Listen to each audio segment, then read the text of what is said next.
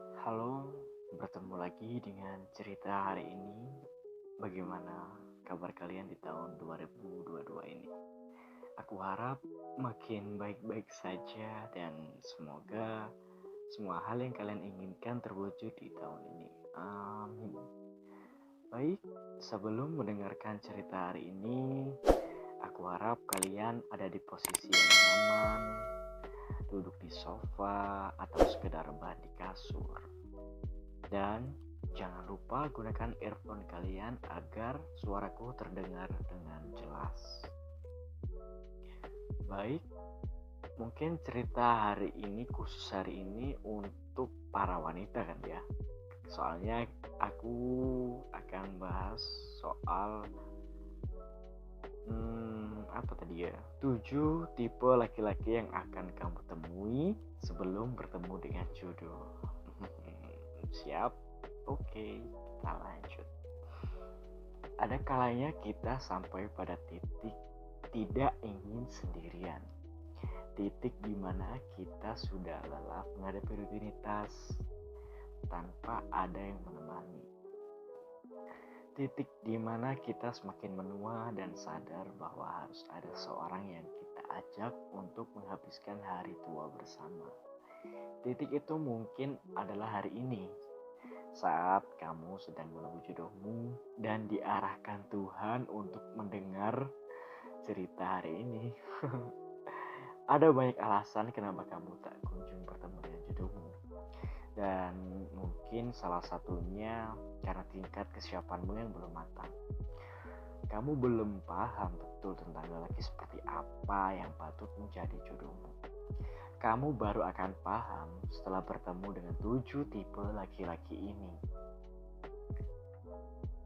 Yang pertama, lelaki yang berlawanan denganmu. Setiap orang memiliki kepribadian yang dominan, dan yang dimiliki lelaki ini sangat bertolak belakang dengan kepribadianmu. Selera kalian terhadap musik, film, buku, dan apapun selalu berlawanan sehingga tidak ada hal yang bisa jadi obrolan. Kalian akan selalu beradu argumen terhadap segala hal karena cara pandang kalian berbeda sama sekali. Ketika kamu sudah sadar akan hal ini, jangan malas untuk meninggalkannya. Temukan dia yang lebih masuk akal untuk menjaga pasanganmu. Yang kedua, lelaki yang disukai banyak wanita. Dia punya pesona, mudah bergaul dengan orang, terutama wanita. Dia punya daya tarik yang banyak disukai wanita, entah itu wajah, tubuh, maupun hartanya. Laki-laki ini juga pandai membuat kalimat-kalimat manis, selalu menyenangkan saat mengajakmu berkencan, dan ahli betul dalam mempengaruhi orang. Tapi ada banyak sekali wanita di sekelilingnya, dan kamu salah satu korbannya. Ketika dia bosan dengan yang lain, mungkin dia akan datang ke kamu, lalu dengan mudahnya berpindah ke wanita lain lagi. Lelaki yang terlalu mencintaimu.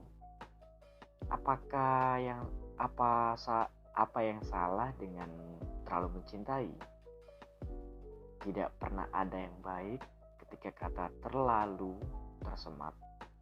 Lelaki yang terlalu mencintaimu akan lebih banyak mengekangmu dibandingkan memberikan kebahagiaan. Mereka akan mengaturmu seolah kamu adalah aset mereka, bukan seseorang yang hidup dan juga memiliki kebebasan sewajarnya. Lelaki yang terbaik adalah lelaki yang cintanya lebih besar sedikit dibandingkan cintamu padanya. Sulit memahaminya, suatu saat kamu akan menemukannya.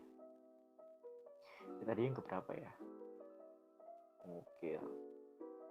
Yang keempat, lelaki yang nafsunya terlalu besar. Dia hanya berpikir tentang seks, seks, dan seks. Tubuh dan gairahmu adalah hal yang paling penting untuknya. Saat bertemu denganmu, yang dia utamakan adalah menyentuhmu, bukan menanyakan kabar dan hari-harimu. Dia tidak peduli pada hal lain ketika hasratnya akan tumbuh. Maksudnya dia tidak akan peduli pada hal lain ketika hasratnya akan tubuhmu tidak dipenuhi. Setampan atau sebaik apapun dia, jangan pernah kamu bertahan untuk tipe laki-laki seperti ini. Segera tinggalkan kalau tidak ingin ada penyesalan di akhir nanti. Tenang, yang lebih baik masih banyak kok. Yang kelima, lelaki yang selalu membuatmu sedih. Menjalin sebuah hubungan artinya kita harus saling memberikan kebahagiaan. Sementara arti kebahagiaan itu sendiri bagi setiap orang selalu berbeda.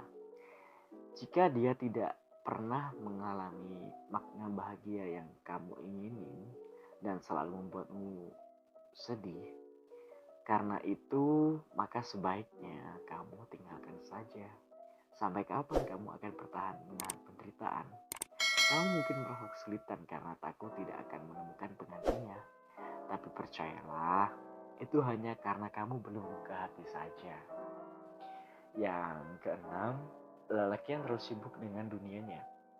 Dia mungkin hampir sempurna dalam segala hal, tapi dia selalu sibuk dengan pekerjaannya. Dia bekerja dari pagi sampai malam, bahkan terkadang di akhir pekan, dia tidak pernah memiliki waktu untuk duduk berdua denganmu, membicarakan hal-hal kecil yang tidak penting. Dia hanya akan menghubungimu untuk membicarakan masalah-masalah yang serius. Benar-benar membosankan. Lelaki yang seperti ini tidak bisa kamu harapkan selain uangnya. Selebihnya dia hanya akan memberikan dirinya pada dunianya sendiri. Dan yang paling terakhir, yang ketujuh, lelaki yang harus kamu pertahankan. Lelaki ini mungkin tidak sempurna, tapi dia selalu menghargaimu. Dia dengan bangga menggandeng tanganmu dan memperkenalkan kamu di depan teman-temannya. Dia membuat kamu tersenyum bahkan dengan guyonan-guyonan recehnya. Dia tidak menuntut kamu untuk jadi secantik selebrita dan menerimamu apa adanya. Mungkin dia tidak bisa membangunkan istana untukmu, tapi bersamanya kamu selalu merasa pulang. Dia adalah rumahmu, tempat pemberhentian terakhir untuk banyak kisah yang telah kamu lewati. Dan semoga kamu cepat menemukan lelaki nomor 7 dalam hidup kamu ya. Sekian cerita hari ini, dan aku Edi Susanto telah selesai menceritakan semuanya 7 tipe laki-laki. Baik, sampai bertemu.